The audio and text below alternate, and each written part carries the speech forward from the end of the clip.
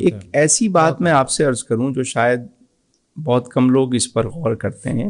میں ہوں اور آپ ہیں جی، دو لوگ ہیں نا. اب اگر سارا کھانا پینا میں کھاؤں اور آپ کو میں کچھ نہ دوں تو ہوگا کیا؟ میں تو طاقتور ہو جاؤں گا، آپ کیا ہوں گے؟ کمزور ہو جائیں گے. اور سارا کچھ میں اپنے لیے کروں اور آپ کو کچھ بھی نہ دوں تو دھیرے دھیرے آ جاؤں گا.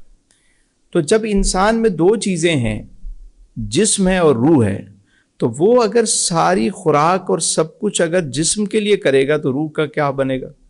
اور دیکھیں، جسم اس مٹی سے بنا تو اس کی خوراک بھی یہیں کی ہے، روح یہاں سے نہیں بنی، اس لیے اس کی خوراک بھی یہاں کی نہیں ہے. واہ واہ واہ واہ، جسم مٹی سے بنا، سبحان اللہ، خوراک زمین سے ملے گی، سبحان اللہ، اور روح وہاں سے آئی تو اس کی خوراک بھی وہیں سے. سبحان اللہ.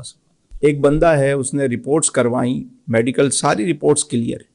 وہ کہتے ہیں جی آپ کو کچھ بھی نہیں ہے بابا، ٹھیک ہے آپ بہترین ہیں، کوئی رپورٹس آپ کی ساری صحیح ہیں. وہ کہتے ہیں نہیں جی میرے اندر ایک عجیب سی بے قراری ہے، بے چینی ہے، میں بہت ڈسٹرب ہوں.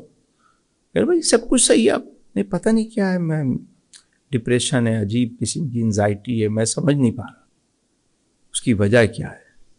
وجہ یہ ہے کہ باڈی تو صحیح ہے، اس کی روح بیمار ہے. واہ. اچھا، اب کبھی کوئی کہہ بھی دینا کہ یار تم روحانی طور پہ دکھاؤ، تو وہ چلا جاتا ہے عاملوں کے پاس اور وہ اس کو لگا دیتے ہیں ٹرک کی بتی کے پیچھے کہ تم جناب بکرا دو تو صدقہ دو تو یہ کرو تو وہ کرو تو فلاں کرو. وہ اس کو دوسرے راستے پہ لگا دیتے ہیں. اصل معاملہ یہ ہے کہ روح بیمار ہے اور روح کو خوراک چاہیے، اور اس کی خوراک اللہ کا ذکر ہے. واہ واہ واہ، اس کی خوراک رزق حلال ہے، اس کی خوراک جو ہے وہ معاف کرنا ہے. واہ واہ واہ. روح کی جو خوراک ہے کہ بانٹنا ہے، اللہ کی راہ میں دینے والا بننا ہے. واہ واہ. تو جب روح کی خوراک نہیں ملتی تو روح بیمار ہونا شروع ہو جاتی. اور اس وقت جو سب سے زیادہ اینٹی ڈپریشن چیزیں چل رہی ہیں، اس کی وجہ یہی ہے کہ لوگوں کی روح جو ہے نا وہ بیمار ہے، اس کے لیے کوئی کام نہیں ہو. سر آپ کے اس اہم نقطے پر میں غور کر رہا ہوں تو میں محسوس کر رہا ہوں کہ ہماری جتنی بھی یہ سسٹم دنیا ہے جس میں ہم رہ رہے ہیں، ہمارا سماج ہے، ہمارا معاشرہ ہے، سارا کا سارا باڈی کے لیے کام کر رہا ہے. ہماری ہر ضرورت، ہمارا پورا بزنس، سب کچھ باڈی کے لیے. روح کے لیے تو ہماری سوسائٹی میں کچھ بھی نہیں ہے ہمارے پاس. تو میں آج اس بات پر غور کر رہا ہوں. اور علی بھائی آنے والے ٹائم میں آپ دیکھیے گا دنیا میں جو سب سے بڑا مسئلہ اور چیلنج کھڑا ہونے جا رہا ہے نا، اور وہ ہے آپ کا مینٹل سکون.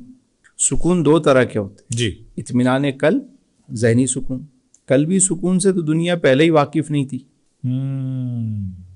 بلکہ اچھے بھلے لوگ واقف نہیں ہوتے کہ قلبی اطمینان کیا ہے، اطمینان قلب کیا ہے، نفس مطمئنہ کیا ہے، اس کے بارے میں تو انہیں پتہ ہی نہیں ہوتا. مینٹل جو سکون تھا وہ بھی اب ختم ہو گیا، اللہ. گیجٹس کی وجہ سے، یہ میٹاورس کی وجہ سے، یہ ویب 3 کی وجہ سے، یہ 5G کی وجہ سے، یہ جو اب چیٹ GPT اور پتہ نہیں الا بلا کیا دنیا میں چیزیں آنا شروع ہو گئیں. تو اب ایک مصنوعی زندگی جو انسان جس میں ہر وقت منہمک ہے، تو اب اندر کا سکون تو پہلے ہی نہیں تھا، مینٹل سکون بھی ختم ہو گیا. تو آنے والے دنوں میں جو سب سے بڑا چیلنج آنے والا ہے، جو آ چکا ہے بلکہ، مینٹل ہیلتھ. لوگ مینٹلی طور پر ڈسٹرب ہے. اینٹی ڈپریشن میڈیسن، سکون آور ادویات بڑھتی جا رہی ہیں. لوگ خود کش حملہ آور گھوم رہے ہیں. ذرا سا کسی کو آپ چھیڑ کے دیکھیں تو روح پر کام کرنا، روح کو اس کی غذا دینا. روحانی غذا کیا ہے؟ نماز ہے، قرآن ہے، اللہ کا ذکر ہے، خیر کے کام ہیں، معاف کرنا ہے، سچ بولنا ہے، ٹھیک ہے، بے ضرر ہونا ہے، بے غرض ہونا ہے. یہ ساری روح کی غذائیں. واہ.